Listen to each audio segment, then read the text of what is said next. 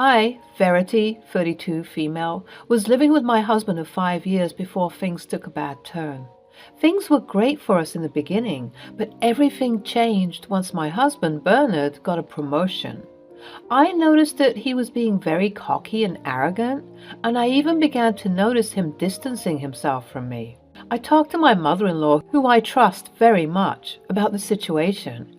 I really don't know what's wrong with him. Have you tried talking to him about it? Yes, I've done that many times, but he always brushes it off and acts like everything's fine. And when I suggest stricter means, like going to a couples counselor, he gets really angry. Oh goodness, that doesn't sound at all like my precious Bernard. Yeah, maybe because you coddle him too much, and those rose-colored glasses you got on prevent you from seeing the truth. Anyways, things were going awry for some time after he got his big promotion. A couple of months after enduring his insufferable behavior, I found some alarming news on Bernard's phone. I was cleaning the bedroom and I noted that he had left his phone dangerously close to the edge of the bedside table. I moved it, but at that moment I saw him getting a text from someone named Pizza Hut. How peculiar, I thought to myself. My curiosity got the better of me and I opened the message to see a slew of horrid things going on. My husband was cheating on me. I saw the myriad of texts and inappropriate pictures. They were flooding my eyes and it was all so overwhelming. At that moment, I heard some heavy footsteps coming towards the door. I quickly locked the phone and put it back where I found it. Bernard came in. Verity, where the hell are my socks? They're here, darling. I was just tidying up the room a bit. Why do you look like you've just seen a monster? Because at that moment I had just seen a monster. Standing in front of me was no longer my sweet Bernard, rather an unrecognizable beast who managed to ruin my whole life and shatter my whole heart in mere seconds. But of course, I was too weak at the time to talk about what I just saw. I just murmured something about how I was experiencing period cramps and he left. That night, I sobbed into my pillow with my cheating husband sleeping peacefully right next to me. Even though I was extremely saddened, I was also extremely angry as well.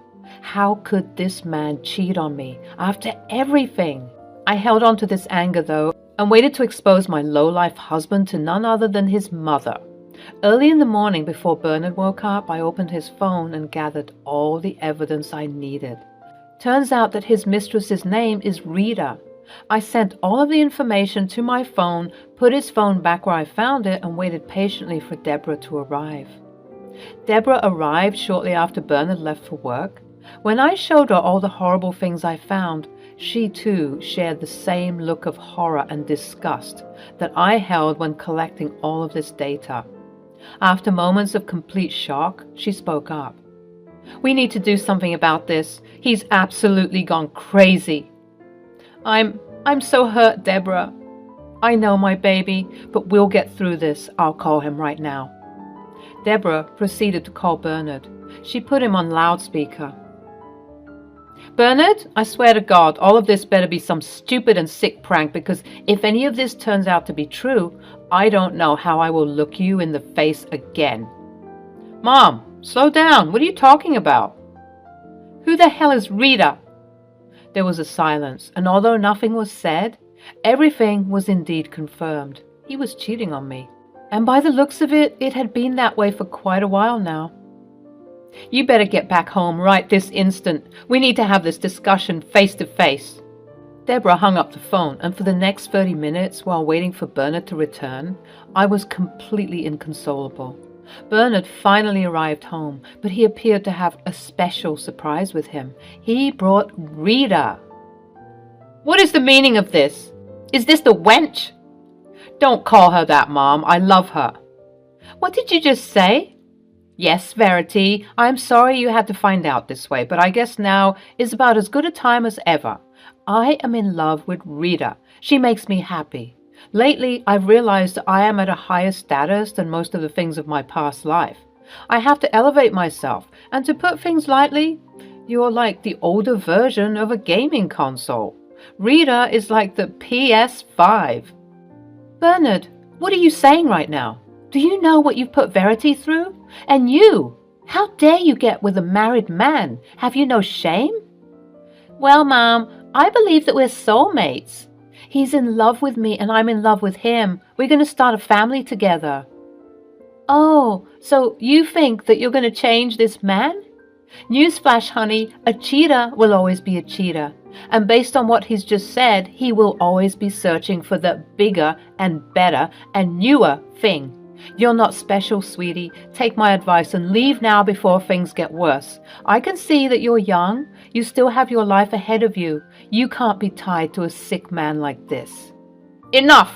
I know you're hurt, Verity, but it's not my fault you let yourself go. You have to understand, as a man, I have needs. And Rita gives them all to me. I guess this all goes without saying, but I want a divorce. As if my heart couldn't shatter anymore, it miraculously did. I was too stunned to say anything. Again, I began to zone out of this dreadful situation, but in the peripherals of my mind, I could hear barely audible shouting from Deborah and Bernard going back and forth. After some shouting, I received a text from my family lawyer. A great uncle of mine had recently passed away, and part of his will indicated that once the inheritance money had been properly divided amongst the appropriate individuals, only then will the actual amount be disclosed to the recipient. I found this to be particularly annoying, but that was just my great uncle Henry. He had a knack for being dramatic. The text read, Dearest Verity, as always, I hope you're well. As you know, your great-uncle Henry has left some inheritance money for you, but unfortunately, it's going to take a bit longer than expected to process the proper funds. Some of your family members are arguing about who gets to keep what. Please call for further clarifications if need be. Take care. Knowing my crazy and toxic family, I highly doubt that there'd be any money left over for me. I was always last place, and the same rang true for my failed marriage.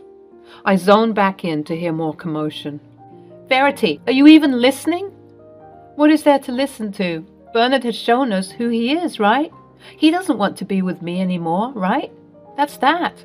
I can't fight for someone who won't even fight for me, for us. But I will say this, Bernard. By the time your karma is finished with you, you will wish you'd never been born. I'm done here. And with that, I gathered up whatever strength I had left, went to my room to pack up some of my things, and walked out the front door.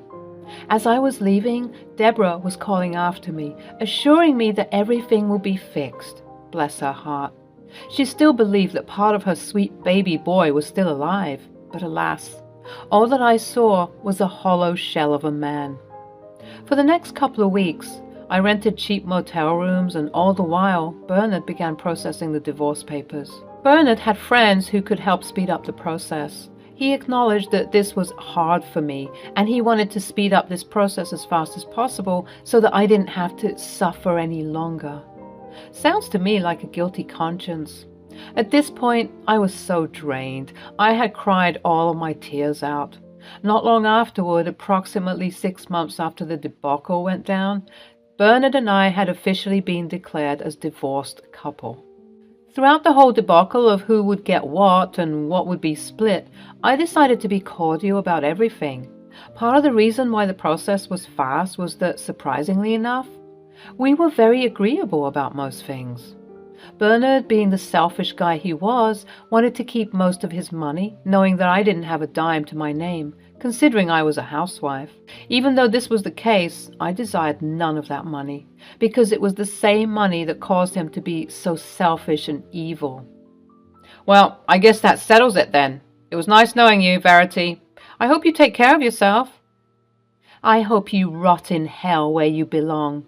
I have no desire to keep in contact with you, so please refrain from doing so. Have the day you think you deserve. I stomped off, obviously jaded and hurting still, but I was picking myself back up again. While I was still legally married to Bernard, I used the money in our shared account to kickstart a small business I had in mind, a little cafe that I began to rent. It was a way for me to make money since I knew that I would be getting little, if nothing, from this divorce settlement. As I was walking to my apartment complex that I began renting shortly after kickstarting the business, I received an email from George. I was very confused by this, as I wasn't expecting what I read from the email. Dearest Verity, my apologies once again for the awful marital situation you're going through, but I have some good news to share with you. Please contact me at your earliest convenience. 3 hours later, George and I were meeting at my quaint little cafe to discuss whatever news was so important that he couldn't tell me on the phone. Hello, George. I hope you're well. Hey, Verity. I can tell that you're hurting, so I'm not going to take up much of your time. Let me cue to the chase. You've got the inheritance. What? What did you say? You heard me right. You've got the inheritance. I'm so sorry that everything had taken such a long time to finalize. You see, the truth is, your great-uncle Henry appeared to have left most of the money to you. This is a letter of his that you need to read now that all of the conditions have been met. The letter read as follows. My dear Verity, I know life has been unkind to you. You have always been put in last place by both friends and family, but I have decided that enough is enough. No more will you be subject to pain and humiliation. Please accept this inheritance money and use it to ameliorate your life in the best way that you can. Knowing your toxic family members, they most likely won't be too happy with the distribution of funds, but I don't care. All I care about is your health and well-being, which is why, if you are reading this now, you now know that all of the money you are about to receive is wholly yours. You shan't go through any troubles or negotiations with people. I wanted to exempt you from this messy process, hence why you are receiving this money now. I know you are going to do wonderful things. All my love, your great-uncle Henry.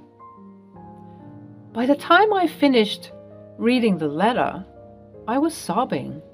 Some customers got up and left due to the embarrassing scene, but I didn't care. I was overwhelmed with joy.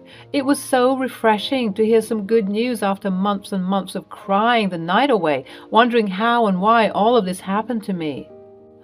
How much is it? It's $170,000. I gasped. That was a lot of money. In fact, that was more than enough money to help me continue to grow and expand my business. I thanked George profusely for his loyalty and kindness, and he went on his way. That night, I called Deborah to tell her everything. You said the amount is how much? Yep, you heard me right, Deborah. We were still keeping in touch despite everything. As I mentioned, I trusted her. At least for a while, because what she did next was completely deplorable. I woke up the next morning to a slew of angry texts from none other than Bernard. Literally less than 24 hours after telling him not to contact me again, here he was contacting me. Despite my better will, we decided to meet up to discuss whatever it was that was pressing him. I guess part of me still had hopes that things would change. We met at my cafe. So, this is the infamous cafe. It's cute, I guess. What do you want, Bernard? Haven't you taken enough from me? Let's cut to the chase. Half of that money is mine. What? My mom told me everything. She told me about the inheritance money that finally came. Talk about good timing, am I right? But anyways, we need that money. You must have lost your mind if you think that I'm going to give you anything. Besides, don't you make enough money as is? What exactly is your obsession with me? Why didn't you care? I was breaking your heart and you didn't even bat an eye. What are you talking about? You knew I was a wreck. You were literally behind the wheel for all of the turmoil you caused me. You watched me suffer. What else do you want from me? When will you be satisfied? When you see me in my coffin? Enough. I don't have time for this. Just give me my money and I'll be on my way. I need the money for my wedding to Rita. What exactly makes you think that you're entitled to this money? Are you sick in the head? The inheritance situation was happening whilst we were still married, so technically that money belongs to me. I paused. I felt embarrassed. I didn't know the technicalities like that.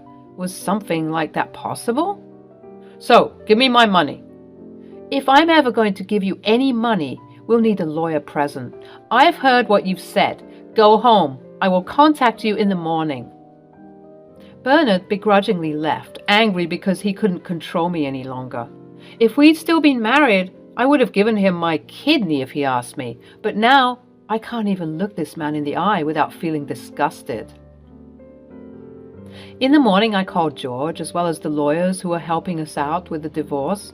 I explained my situation, and everyone agreed in unison that what Bernard was doing wasn't logical or right, because the inheritance money was finalized after signing the divorce papers, and any money that comes my way is mine, which is exactly what I thought.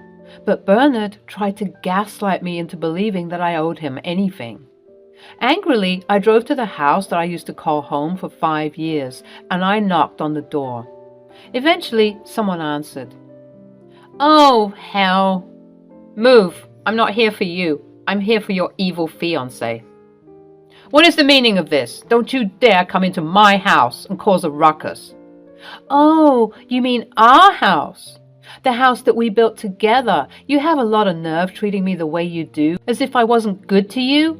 I genuinely believed that you should get your head checked because there are some screws loose. Where is your mother?" At that moment, like clockwork, Deborah came out of the kitchen.